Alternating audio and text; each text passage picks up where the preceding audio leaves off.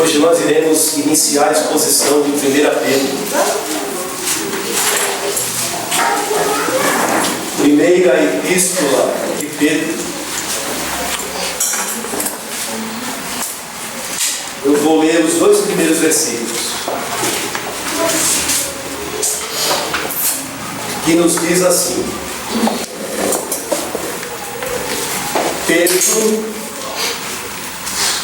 apóstolo de Jesus Cristo, aos eleitos que são forasteiros da dispersão no Ponto, Galácia, Capadócia, Ásia e Bitínia, eleitos segundo a presciência de Deus Pai, em santificação do Espírito, para a obediência e a aspersão do sangue de Jesus Cristo.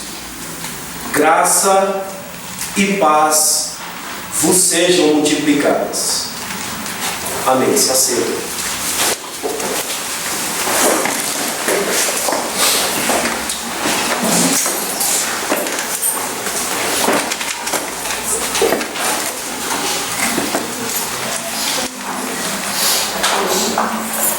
O tema desta primeira parte de 1 Pedro, esses dois versículos que se iniciam, ou que iniciam a carta, eu quero que os irmãos prestem atenção. O tema é saudação a uma igreja que está enfrentando tempos difíceis. Saudação a uma igreja em tempos difíceis. A primeira carta, porque são duas, é evidente, é também chamada de epístola geral. Ou seja, ela é diferente de algumas outras cartas do Novo Testamento, tais como Efésios, Colossenses, Filipenses, Tessalonicenses, cartas escritas pelo apóstolo Paulo, e que ambas foram endereçadas a uma igreja específica, a uma igreja local, que estava enfrentando um problema bem específico. E Paulo, mediante cartas específicas, vai orientar aquelas igrejas. Pedro é diferente. É chamado de epístola geral, porque é uma epístola que se destina a todas as igrejas de Cristo, nessas regiões mencionadas por ele, no Ponto, Galácia, Capadócia, Ásia e Bitínia. O propósito de Pedro, ao escrever essas duas epístolas, ele deixa bem claro em 1 Pedro, capítulo 5, verso 12. Ele diz: eu escrevo a vocês, irmãos, de forma resumida, para exortar e testificar a vocês, de novo, ou seja, ele fez isso pessoalmente, agora está fazendo através de cartas, de novo. Ele está chamando os irmãos à razão de novo. E ele diz: esta é a genuína graça de Deus. Nela vocês devem estar firmes. Ou seja, Pedro faz um resumo, com um propósito bem pastoral, mostrando a todos nós, porque é uma epístola geral, que o que nós estamos enfrentando na prática, no nosso discipulado cristão, adversidade muitas vezes, períodos difíceis muitas vezes, períodos tranquilos muitas vezes, e aflições repentinas muitas vezes. Pedro diz: vocês estão desfrutando da mais genuína graça de Deus. E vocês devem estar firmes, ou melhor, continuar firmes. Mas quem era Pedro, irmãos? Aquele pescador da Galileia, que o Novo Testamento, ou melhor, os Evangelhos diz, um homem de Betsaida, Galileia dos gentios, e que tinha uma companhia de pesca junto com seu irmão, seu pai, seu irmão André. Em seu nome aramaico, Cefas. E em grego recebe o nome que Cristo dá, mas agora Pedro, que significa rocha, fragmento de rocha. Um homem que, em virtude do seu temperamento, uma hora oscila entre a coragem e a covardia. Porque na ocasião em que Cristo está indo à cruz, Jesus disse: estou indo a Jerusalém, e lá serei entregue nas mãos dos sacerdotes, dos principais dos sacerdotes, e serei condenado. E Pedro diz: jamais, Senhor, jamais. Em outra ocasião ele diz: ainda que todos deixem o Senhor, eu jamais. E diante de uma fogueirinha, no pátio da casa do sumo sacerdote, uma serva o identifica e diz: tu não és um deles? E Lucas diz: Pedro espraguejava, dizendo que não pertencia a Cristo, não pertenço a Ele. E a mulher diz: tu és um dele, tua fala te denuncia. E os evangelistas dizem: ele espragueja. Ora, o mesmo homem que diz: todos vão fugir, menos eu, alguns minutos após está negando. Mas essas duas cartas é o resultado da restauração de Cristo sobre a vida de Pedro. Quando Cristo ressurge dentre os mortos e fala aos discípulos, ou diz às mulheres: diz aos meus discípulos e a Pedro. Jesus vai restaurar Pedro, para que se cumpra Lucas 22:32. Pedro, quando tu te converteres, fortalece a teus irmãos. Ou seja, após você se converter, de fato, em todos os aspectos, confirma os teus irmãos. E em João, Jesus diz: Pedro, tu me amas. Tu sabes, Senhor.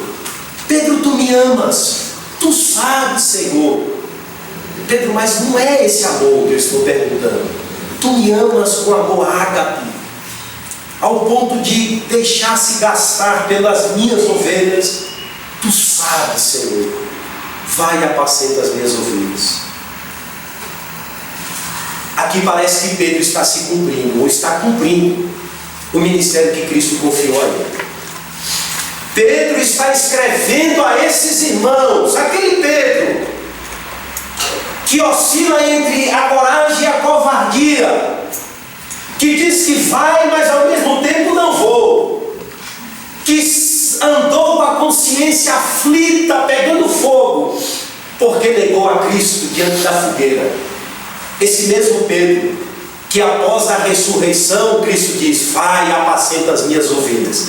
É esse homem que foi alcançado pela graça de Deus, que recebeu de Deus essa capacidade para ensinar o povo e para conduzir o povo segundo a vontade de Cristo. É esse mesmo Pedro, restaurado, que está escrevendo. Mas a quem? A quem?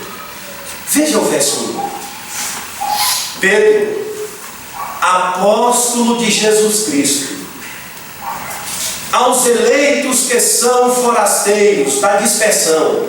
Estão aonde? No Ponto, Galácia, Capadócia, Ásia e Bitínia.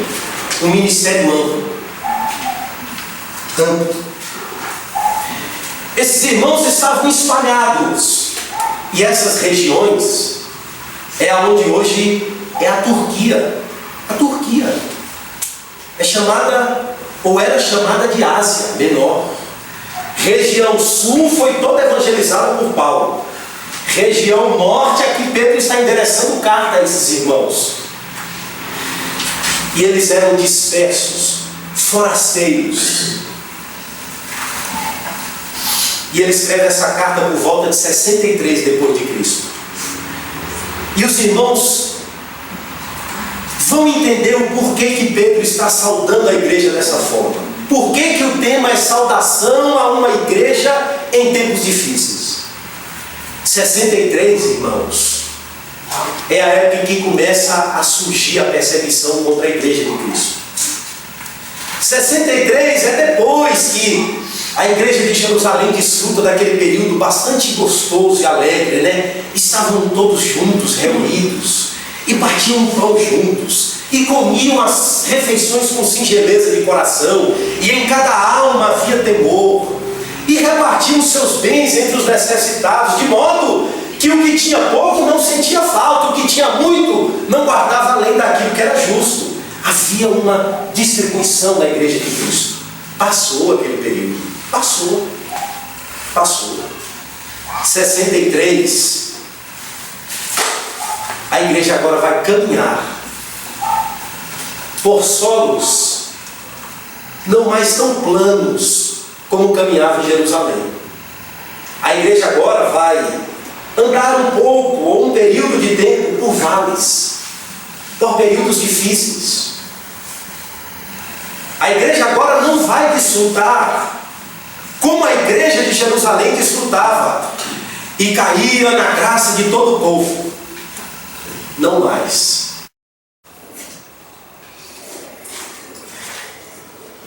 Por isso, guardem bem. Quais são as características principais dessa carta? Quais são? Primeira característica: Pedro está escrevendo para animar os fiéis. Mas animar como? Animar os crentes a estarem firmes. Não olhem as circunstâncias. Estejam firmes. Estejam firmes. A carta é considerada uma das mais pastorais do Novo Testamento. E em uma das partes, Pedro diz: olha, não me estranheis o ardente fogo que vem sobre vós, como se coisa estranha vos estivesse acontecendo. Antes, se alegrai por serem participantes do sofrimento de Cristo. Ao ponto de ele dirigir-se aos presbíteros, capítulo 5. E em tom pastoral ele diz: eu, presbíteros como vocês, pastorei o rebanho de Deus, o qual o Espírito vos constituiu como bispos. Vocês são supervisores da igreja. Cuidem do rebanho. Segunda característica da carta. Guardem bem. A carta destaca a realidade do discipulado cristão. A carta prepara a mim e a você e nos chama para um realismo da vida cristã. E Pedro, veja como ele se refere ao realismo da vida cristã. Versículo 6 do capítulo 1, manusei sua Bíblia. Ele diz: nisso exultais, embora no presente, por breve tempo, se necessário, sejais contristados por várias provações.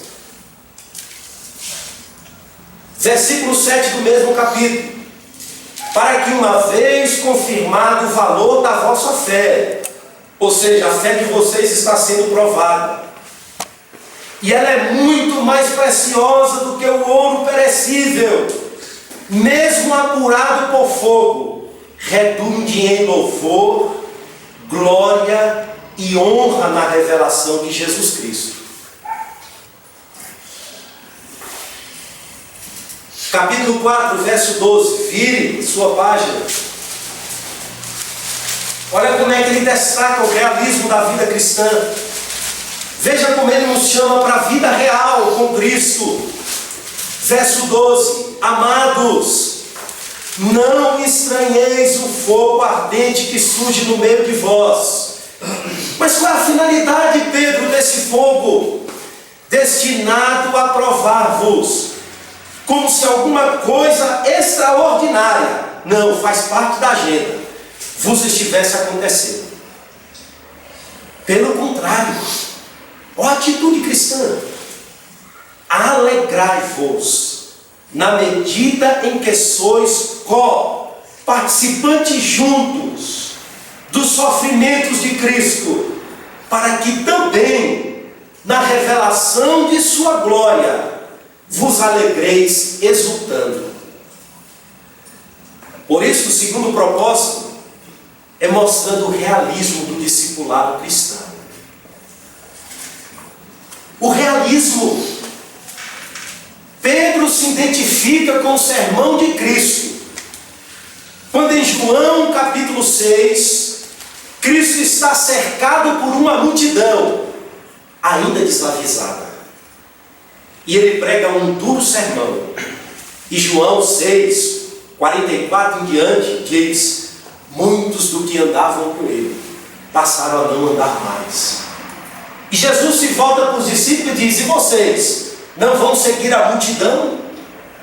E Pedro diz: Senhor, para onde nós iremos, se só tu tens palavras de vida eterna? Cristo estava mostrando o realismo do discipulado cristão, bem como Pedro está chamando-nos à razão. O que vocês esperam?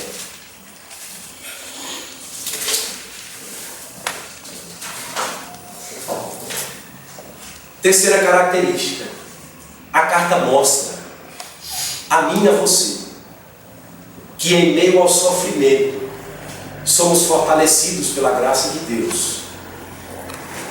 Não suportamos espinhos sem graça. Como diz Jesus, ou como diz Deus a Paulo: Paulo, a minha graça te basta. E Pedro vai permear sua carta em todos os capítulos. Leiam depois. Em quase todos os versículos ele pontua a graça, mostra a graça, mostra esse favor imerecido que Deus está derramando abundantemente sobre o seu povo, que está caminhando no discipulado cristão.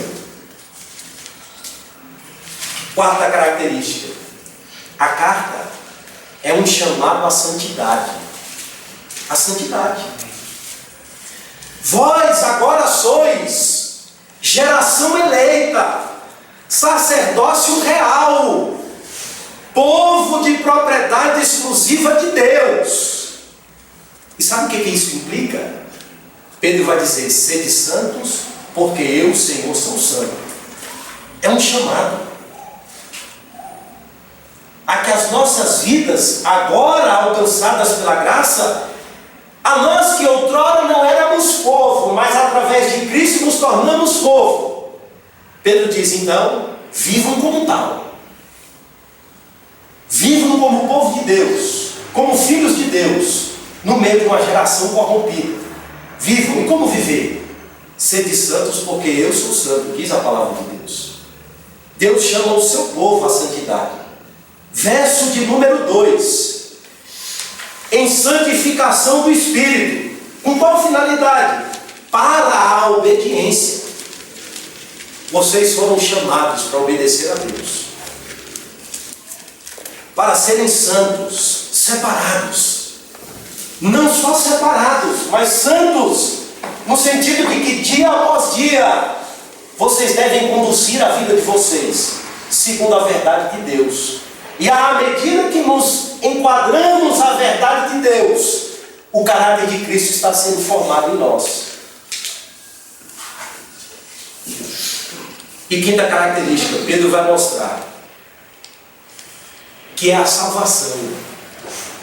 A salvação que é o fundamento da nossa alegria. É a salvação. é a certeza de que sou salvo. Estou sendo salvo e serei salvo. É esse o fundamento da minha e da sua alegria, da nossa exultação, da nossa esperança cristã, da nossa bem-aventurança. Eu não era povo, agora eu sou povo. Eu andava distante, agora eu fui aproximado pelo sangue da cruz. Quer maior fundamento da alegria? Quer maior motivo de exultação? Pedro vai nos chamar a essa razão.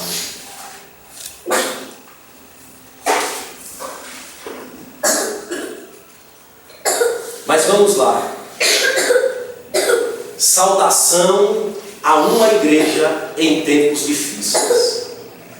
O que é que eu e você precisamos saber como igreja de Cristo? Ou melhor, não esquecer. A primeira verdade está no verso 1. Eu e você precisamos ter bem claro qual é o fundamento da igreja. Pedro, apóstolo de Jesus Cristo, é assim que ele começa. E para compreendermos uma carta, é importante primeiro saber quem escreveu e a quem está sendo dirigida. E Pedro segue o estilo epistolar. Eu, Pedro, apóstolo de Jesus Cristo. Já disse aos irmãos, guardem bem. Em tempos difíceis, não devemos esquecer qual é o nosso fundamento. Pedro significa rocha, ou fragmento de rocha. É o próprio nome que Jesus deu a ele. E o ressuscitado disse a ele: apacenta minhas ovelhas, rapaz. Vai.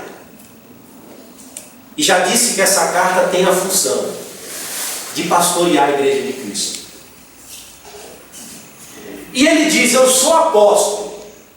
O termo é: eu sou um mensageiro, um emissário.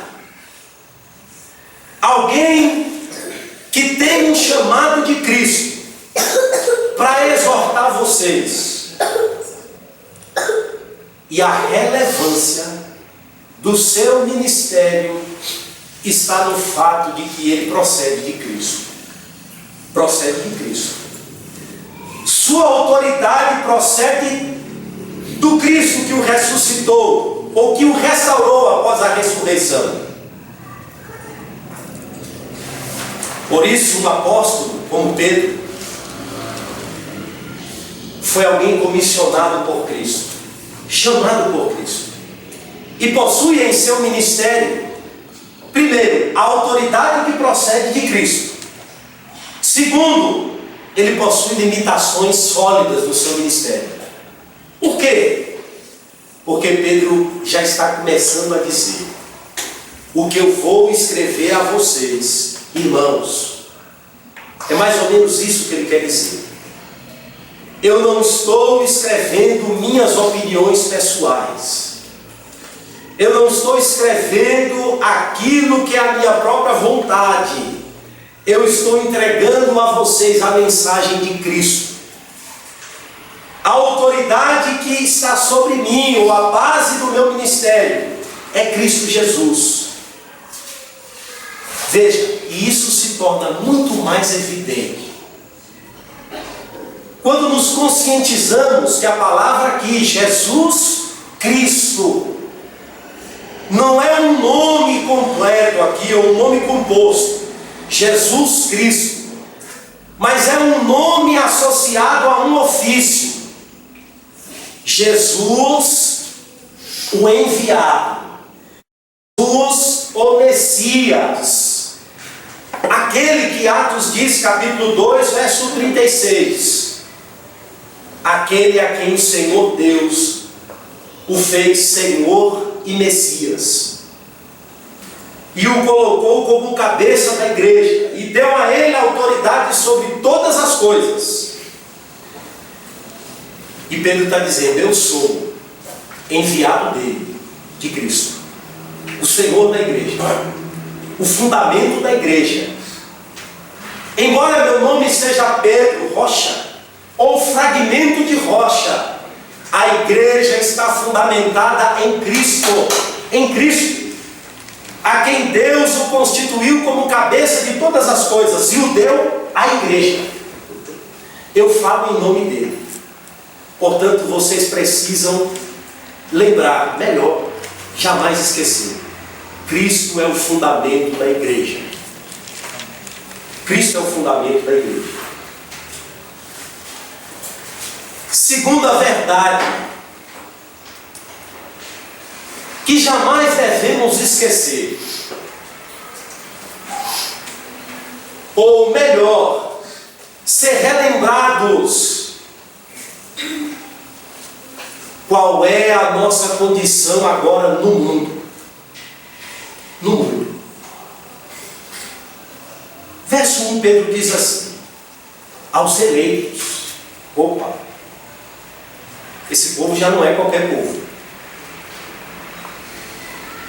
Que são forasteiros. Opa! Forasteiros. Sim. Aonde? Da dispersão. Opa! Terceira palavra. Esse povo tem uma condição agora no mundo. Estão posicionados no mundo agora diferentes. Eleitos, forasteiros, da dispersão. Esse povo, que outrora não era povo, que agora é povo,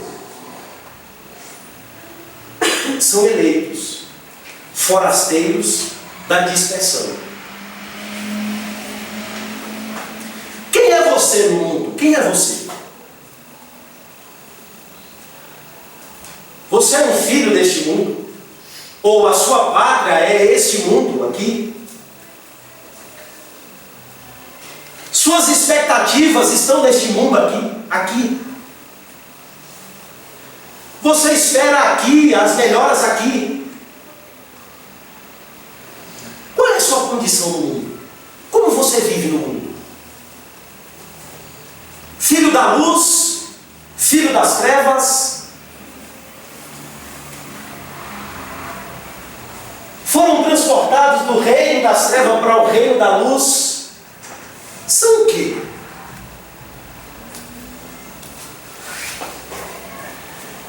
Quase todas as regiões da Ásia estavam incorporadas nessas províncias.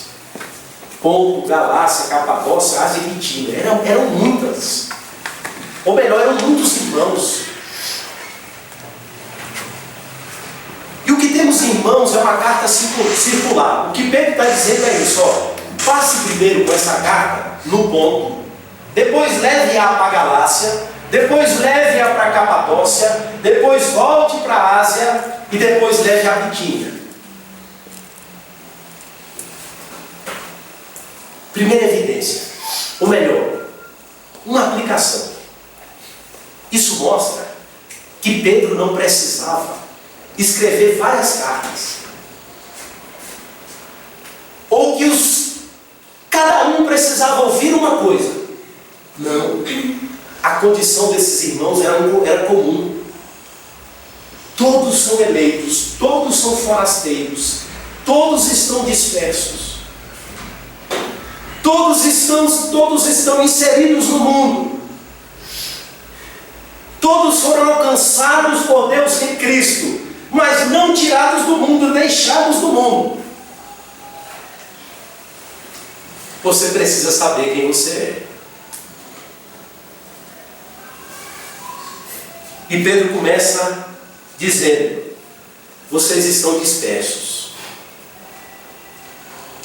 Esse termo aí do verso 2, do verso 1, melhor, dispersão, era um termo com frequência usado na versão grega do Velho Testamento. E era utilizado este termo, dispersão ou dispersos,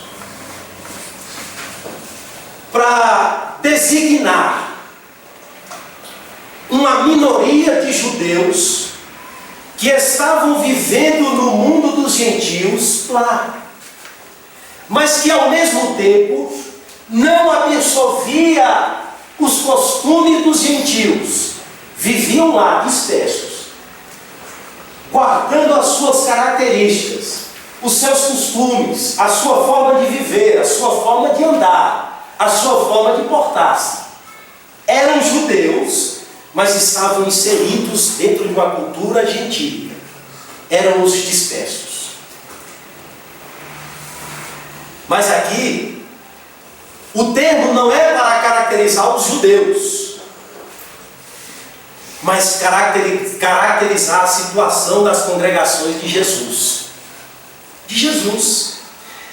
Que estavam num contexto de crenças diferentes, de um mundo agora de onde eles foram tirados, e agora esse sistema mundano é estranho a eles.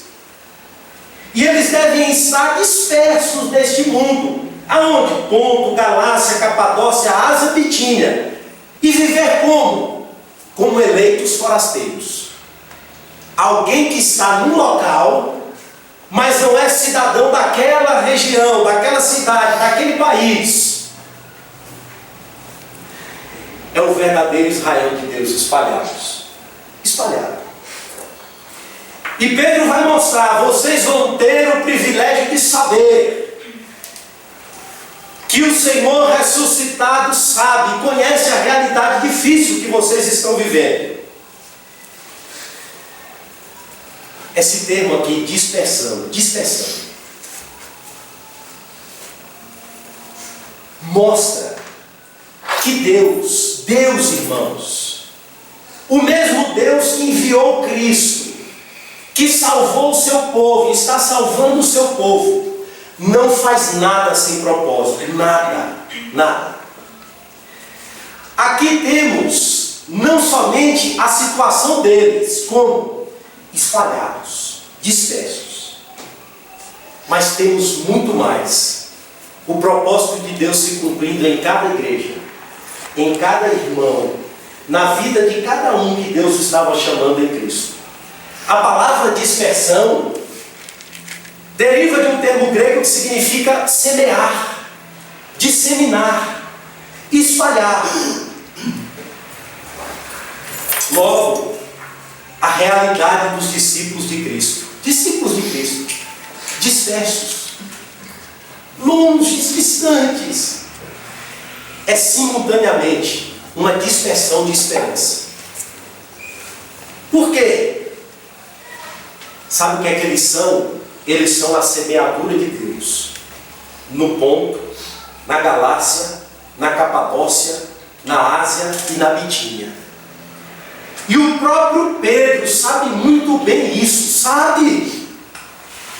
Porque quando eles estavam lá em Atos dos Apóstolos, lá, naquele momento histórico, onde estavam todos reunidos e achando que ali era o céu, ali era o melhor lugar. Aqui em Jerusalém nós vamos esperar Jesus voltar, aquele mesmo Jesus que foi assunto aos céus. E aqui nós vamos ficar tranquilos. Um belo dia, um homem, um diácono inflamado, chamado Estevão, pregando cheio do poder do Espírito Santo, denunciou o pecado dos judeus e disse: vocês o mataram. Pedra em Estevão. Aí Lucas diz: após a morte de Estevão, ocorreu uma grande perseguição contra a igreja. Foram espalhados. E Lucas diz: e por onde eles iam pregando o Evangelho. E aonde eles iam pregando o Evangelho, a vida de Cristo era sendo formada nos eleitos. Esses irmãos dispersos estão cumprindo o propósito de Deus.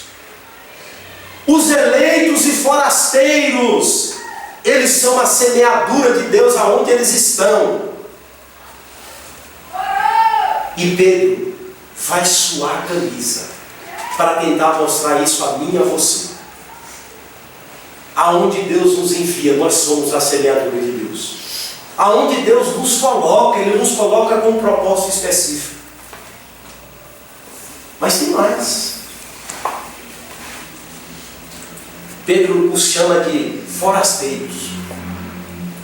Vocês são forasteiros. Por que ele não classifica eles de vocês são irmãos eleitos? Melhor, vocês são santos eleitos. Mas ele utiliza o termo forasteiro.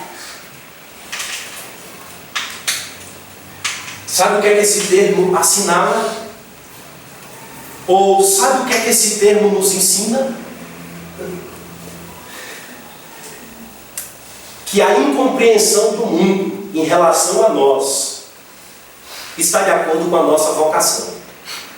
Eleitos forasteiros. E uma série de perseguições, tribulações, é porque agora, hoje, nós somos eleitos e forasteiros. Tornaram-se filhos de Deus e receberam uma pátria lá no céu. Vocês não são mais deste mundo. E Paulo, escrevendo aos Filipenses, capítulo 3, do verso 18 ao 21, ele contrapõe a cidadania celeste com a cidadania terrena. E Paulo diz assim: irmãos, alguns são inimigos da cruz de Cristo. O seu fim é a perdição. Seu Deus é o ventre, o seu estômago. Eles possuem mentalidade terrena. A esperança deles estão aqui. Em contrapartida, Paulo vai dizer: vocês. Ou nós, melhor dizendo, nossa cidadania está nos céus. Isso deve nos levar agora a estar alegres, exultantes, felizes, diante dessa realidade onde estamos colocados de forma correta no mundo. Eleitos forasteiros,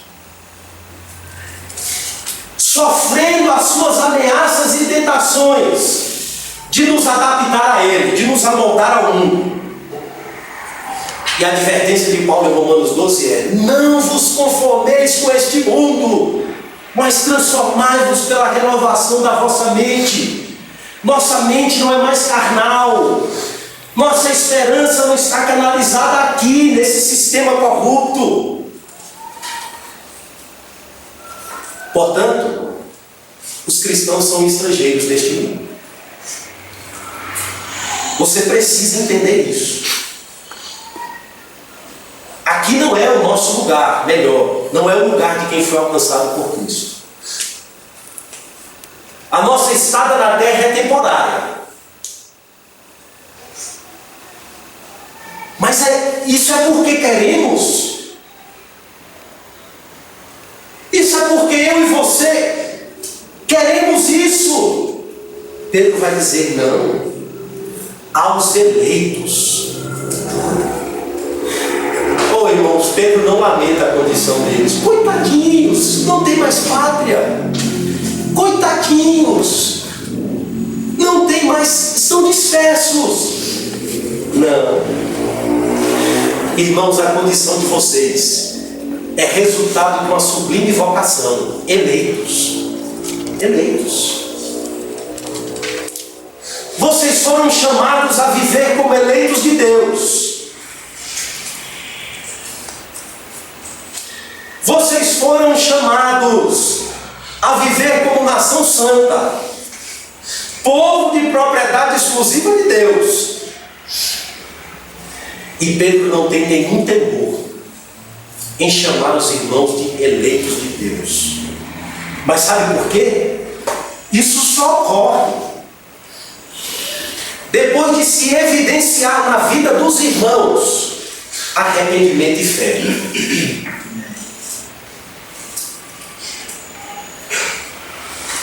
Esse termo também, eleitos, visa ao aconselhamento pastoral, ao despertamento pessoal, meu e seu em Cristo.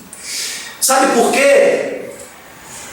Porque o texto vai nos mostrar que não foi decisão nossa que produziu a nossa redenção, mas a escolha soberana de Deus. O termo repercute e mostra a nossa elevada posição no mundo.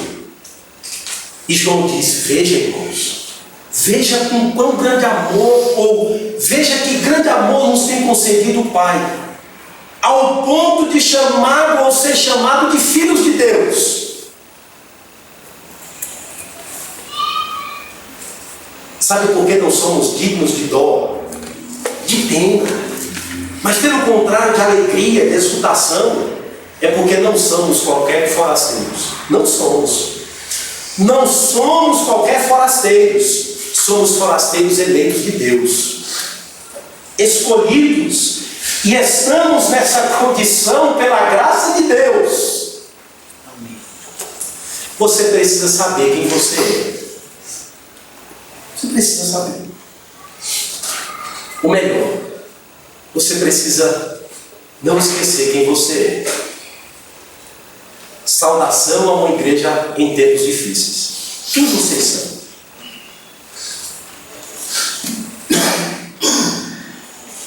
Terceiro ponto, o que é que eu e você precisamos saber? Eu e você precisamos saber, irmãos, que a vida e destino da igreja está traçado desde a eternidade por Deus. Eleitos, verso 2, segundo a presciência de Deus Pai, em santificação do Espírito para a obediência e aspersão do sangue de Jesus Cristo. Olha, veja no texto, olhe para o texto. Veja que tudo que esses irmãos agora são, ou seja, a realidade palpável na vida deles, é fruto de uma decisão antecipada de Deus. Deus quis. Eleito segundo a presciência de Deus Pai. É o texto que está dizendo. Deus quis. E Pedro utiliza um termo interessante: prognoses. Vocês foram escolhidos segundo o conhecimento antecipado de Deus. O termo aqui, gnoses, é conhecimento prévio. Deus conheceu o seu povo de antemão. Ou seja, o que é que isso nos diz? Que a condição que nós desfrutamos no mundo, irmãos, que a nossa caminhada, o nosso discipulado real com Cristo, não pega Deus de surpresa. Não pega Deus de surpresa. A condição que esses irmãos estão desfrutando, provados, fogo, estão sendo caluniados pela sociedade, e Pedro está dizendo: fiquem firmes. Essa condição não é desconhecida por Deus. Não. A verdade é que Deus, desde a eternidade, destinou o seu povo para a salvação e comunhão consigo mesmo. E sabe o que é que esse termo diz? Que aqui Deus tem um desígnio pré-temporal.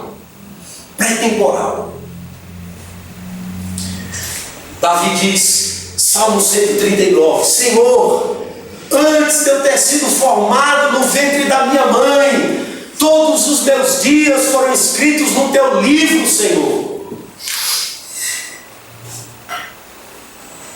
E Jesus aplica a soberania de Deus em Mateus: não cairá um fio de cabelo da vossa cabeça que não seja a permissão do Pai.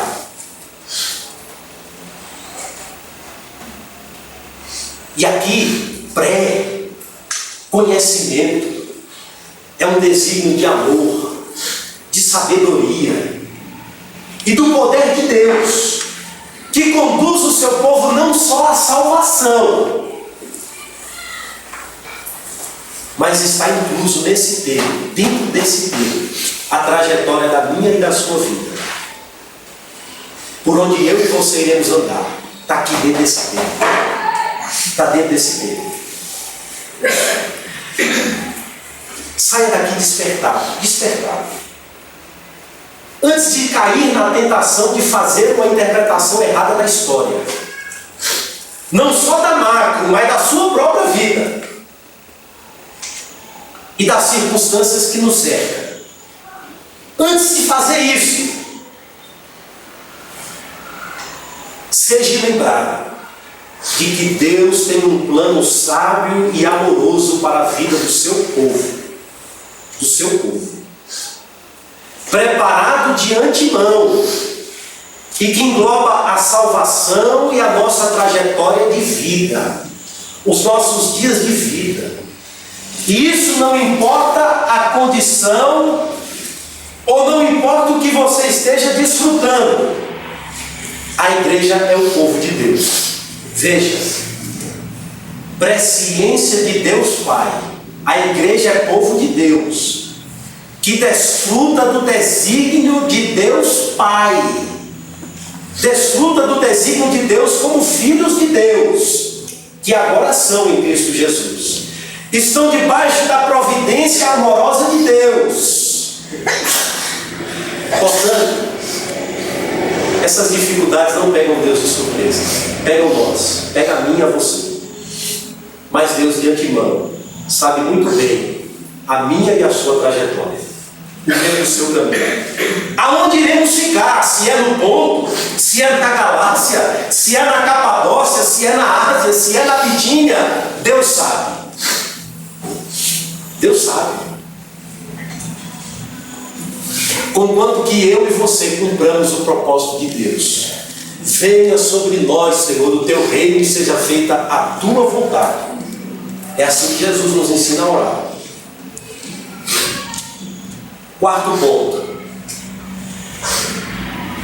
Você precisa saber, irmãos, que a igreja se tornou e está se tornando no tempo aquilo que Deus planejou para ela. E veja como esse plano está se tornando real. Verso 2. Em santificação do Espírito, para a obediência e aspersão do sangue de Jesus Cristo. Graça e paz nos sejam multiplicadas. Os cristãos no tempo, estão sendo chamados. Aqui e acolá não houve o chamado de Cristo. Vinde a mim todos os que estáis cansados e sobrecarregados, e eu vos aliviarei. E aí Jesus disse: as minhas ovelhas ouvem a minha voz, e delas sou conhecido, por isso elas me seguem. E aqui e acolá, o povo de Deus está sendo chamado, e entrando nesse caminho do discipulado real com Cristo. E o termo santificados tem dois significados: ser separado, ser consagrado, bem como ser transformado, ser santificado. Ou seja, esse termo descreve tanto uma posição como um processo de transformação diária. Então veja, quando Deus nos chama em Cristo, quando você, pela graça de Deus, ouve Cristo te chamar à salvação, vinde a mim, saiba que isso é resultado da ação do Espírito de Deus na sua vida. Amém. Te separando, tornando você agora pessoa consagrada para Deus, tornando você agora pessoa de propriedade exclusiva de Deus, ou melhor, fazendo-se cumprir em você uma decisão antecipada de Deus lá na eternidade. Agora vocês foram separados para Deus. Mas não para aí. Não para. Vós sois templo do Espírito. Jesus disse: eu vou ao Pai, vou subir, mas enviarei um Consolador que procede da parte do Pai e da minha parte. Ele vos guiará em tudo aquilo que eu vos tenho dito e ensinado. Ele não estará mais no meio de vós, mas estará em vós. Em vós. Templo do Espírito Santo. E Pedro vai mostrar isso na carta. Vós sois casa espiritual, pedras que vivem. O Espírito Santo de Deus habita em cada crente, salvo pela graça de Deus. Não só separando esse cristão, santificando-o, ou consagrando a uma vida separada para Deus, mas muito mais, fazendo com que eu e você, dia após dia, sigamos os ditames de Cristo, fazendo com que eu e você evidenciamos num discipulado real que Cristo não é só o meu Salvador, mas sobretudo o Senhor da minha vida. Ele vos guiará em tudo aquilo que eu vos tenho dito e ensinado. E à medida que você vai sendo guiado e conformado à vontade de Cristo, é o que Paulo vai dizer: a sua vida vai brilhando, brilhando, brilhando até ser dia perfeito. As suas atitudes devem refletir Cristo, e devem refletir de forma mais intensa, dia após dia, como guia real, ou como um caminho real que o Espírito Santo nos leva. E a minha e a sua responsabilidade, sabe qual é? Não entristeçai o Espírito Santo de Deus, Paulo vai dizer, porque vocês foram selados por Ele. Vocês não devem mais abafar o Espírito Santo. Vocês não devem mais agora ser recalcitrantes às disposições santas que Ele tem produzido na vida de vocês, mostrando a vocês por onde vocês devem caminhar, seguindo a Cristo. Nosso papel é responder à sua ação primeira em nós, fazendo, ou melhor, procurando andar de acordo com a natureza daquele que é santo. Deus, sede santos porque eu sou santo. E Paulo vai dizer, a eleição aqui não é para bater no peito, não. Eleição aqui tem como base a santificação do Espírito para a obediência.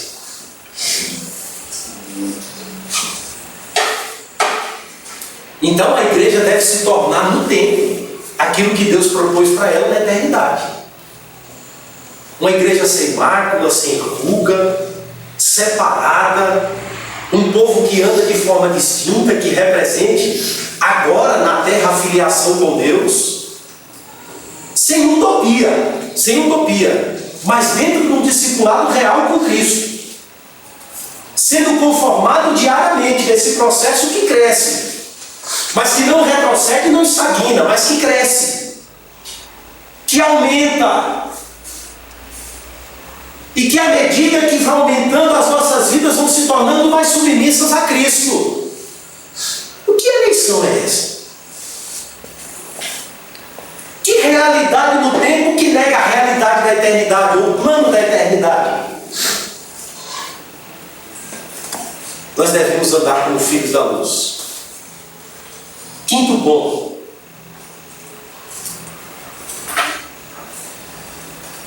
Nós devemos ter uma vida consagrada e separada para Deus. Verso de número 2. Para a obediência, finalidade, propósito, e a aspersão do sangue de Jesus Cristo. Aspersão.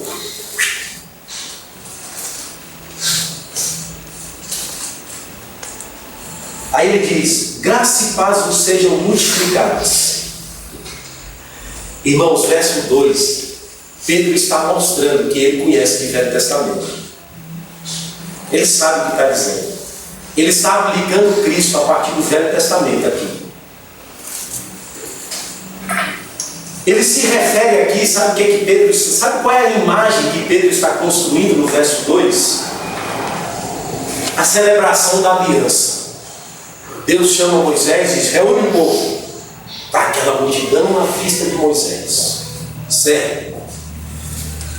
Então agora diz ao povo, Moisés, a casa de Israel, que hoje faço aliança com eles. Com eles. E essa aliança que faço com eles, Êxodo 19, eles devem primeiro ser santificados, separados. Segundo, eles devem ser comprometidos com a obediência. Êxodo 19, Êxodo 24, versículo 7. Aí sabe como é que Moisés confirma? Aí o povo diz assim: Moisés, tudo que o Senhor nos disser, faremos. Tudo que o Senhor disser, obedeceremos. E Deus está aqui. Tá bom. Pega o sangue do animal.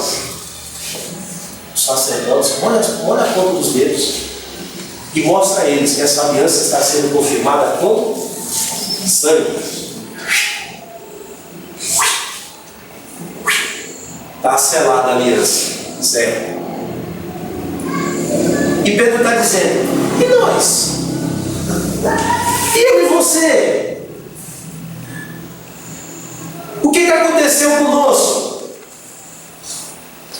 Nossa aliança foi confirmada com o quê? Estamos em que aliança? E Pedro diz assim: irmãos, não tem mais animais, porque o sangue dos animais era impossível resolver o problema do pecado do homem. Como diz Cristo, ou melhor, escrito aos Hebreus, traduzindo Cristo: sacrifício e oferta pelo pecado não quiseste, Senhor, mas corpo me preparastes. Aqui estou, Senhor, para fazer a tua vontade.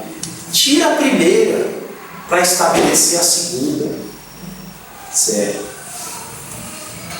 Agora, sabe quem é o sangue? Ou sabe qual é o sangue?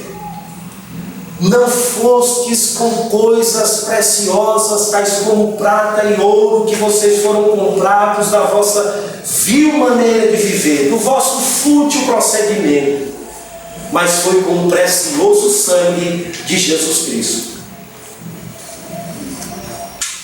Jesus espargiu o seu próprio sangue sobre o seu povo, selando a nova aliança. E Paulo na Sé diz: de Cristo Jesus, na noite que foi traído, tomou o cálice, dizendo, ele mesmo disse: este cálice é o Novo Testamento no meu sangue, no meu sangue. E nós? Não estamos mais responsabilizados do que o de lá?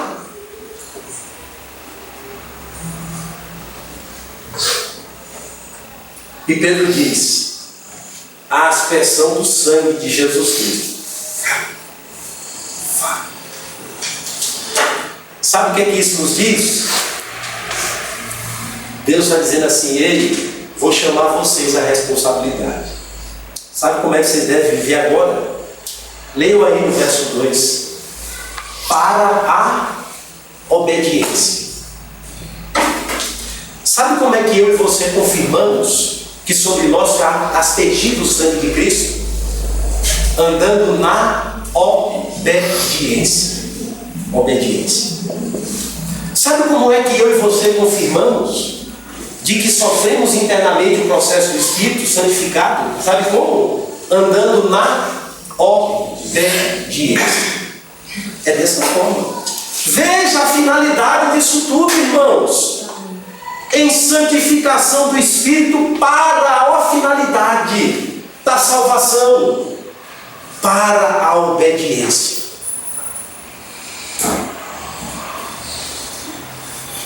Mas espera aí, é obediência com sangue. Sabe por quê? Porque eu e você precisamos sempre recorrer ao sangue de Cristo. Porque nossa obediência é sempre imperfeita. Mas enquanto durar a nossa peregrinação e nossa busca constante em sermos perfeitos, nunca se esqueça, sobre nós está o sangue de Cristo.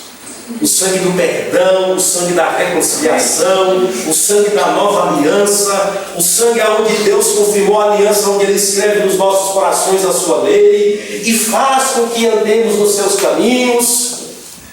É diariamente recorramos ao sangue de Cristo. Amém. Senhor, ainda sou imperfeito. Perdoa-me, ó Deus, com base no sangue de Jesus. E que Teu Espírito me leve a essa obediência perfeita diária. É assim. É assim que eu e você confirmamos a nossa aliança diária com Deus. Todo dia, como ovelhas entregue ao matador. Eu e você. Todo dia, como diz Paulo, não mais vivo eu, mas Cristo vive em mim. E a vida que eu agora vivo na carne, vivo pela fé no Filho de Deus que me amou. E é dessa forma que eu e você estamos confirmando a aliança. É no discipulado real. É na caminhada real. É na vida real e diária. Por essa razão, Pedro diz: ei, na realidade, vamos mostrar o que somos para a obediência.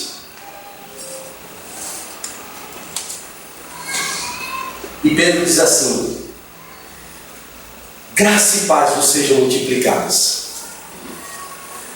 Essas duas verdades, graça, favor imerecido, e o shalom de Deus sobre vocês, se multipliquem. Olha, o mundo está conturbado à volta. E Pedro diz assim: graça e paz sobre vocês. Amém. Graça e paz. Agora, esse favor imerecido que procede dessa relação correta com Deus, é o que eu desejo de forma múltipla na vida de vocês. Deixa o que está à volta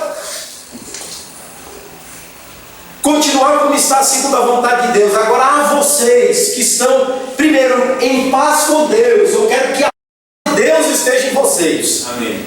Junto com a graça, para que vocês continuem firmes. Saudação a uma igreja em tempos difíceis. Nunca devemos esquecer qual o nosso fundamento. É Cristo. E Paulo diz: olha, eu coloquei o fundamento. Agora cada um de vocês saiba como construir a vida de vocês sobre esse fundamento que é Cristo. Segundo, nunca nos esqueçamos a nossa posição no mundo. Eleitos forasteiros, ainda que dispersos, mas eleitos forasteiros. Pessoas que agora desfrutam dessa nova posição em Cristo Jesus. Irmãos, nunca se esqueçam. Antes que eu e você nascêssemos, Davi disse: todos os nossos dias foram escritos no teu livro, Senhor.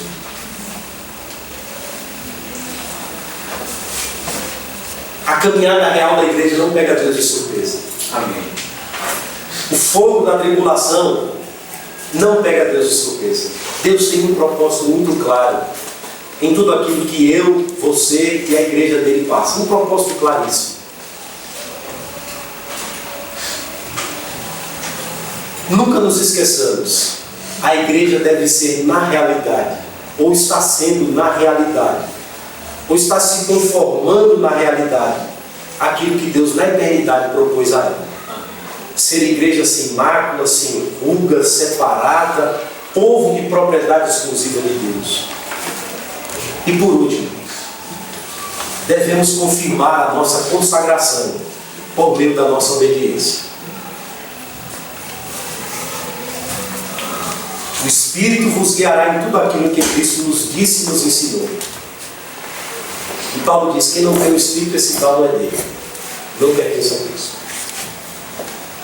Então a função do Espírito Santo é glorificar Cristo em nós, santificar as nossas vidas, Mas é um processo crescente, diário. Não só posição. Porque a nossa posição em Cristo é de posição santa. Por quê? Porque desfrutamos da perfeição, da sabedoria e da redenção em Cristo. Mas essa santidade que é posição, Deus a faz ser real no discipulado cristão. É diário. É diário eu e você retirando as roupas do velho homem e vestindo a do novo homem. É diário. Crescente. É um amadurecimento. É um crescimento. É uma luz que brilha, brilha, brilha. E é o caráter de Cristo que vai sendo formado. Mas jamais estagnação ou retrocesso. Jamais. Santificação é processo diário. Que Deus, irmãos, em Cristo, que o Espírito de Deus nos dê um coração submisso à vontade de Cristo. Vamos orar, ouvir as nossas contas. Ó Deus, nós te agradecemos pela tua palavra. Agradecemos, Senhor, por aquilo em que a tua palavra nos adverte. Nos desperta, ó Deus, e nos chama a razão. Mas o Senhor não só desperta, ó Deus, aqueles que estão em Cristo, mas também testifica por meio do teu Espírito sobre o coração daqueles que estão longe, estão distantes, mostrando, ó Deus, a necessidade urgente do arrependimento, da volta, do retorno, mas sobretudo, ó Deus, o Senhor nos ensina que devemos estar seguros, porque estamos dentro de um plano infalível, que tem como fundamento a vontade do Senhor, a escolha do Senhor, a vontade do Senhor, que começou a ser revelada, ó Deus, e se tornou plena em Cristo Jesus. E nós, Senhor, pedimos a Ti, forma Cristo em nós. Amém. Forma Cristo em nossas vidas, forma Cristo na vida da igreja, para que possamos anunciar ao mundo as virtudes daquele que nos salvou.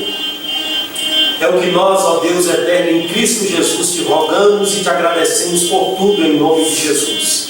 Amém.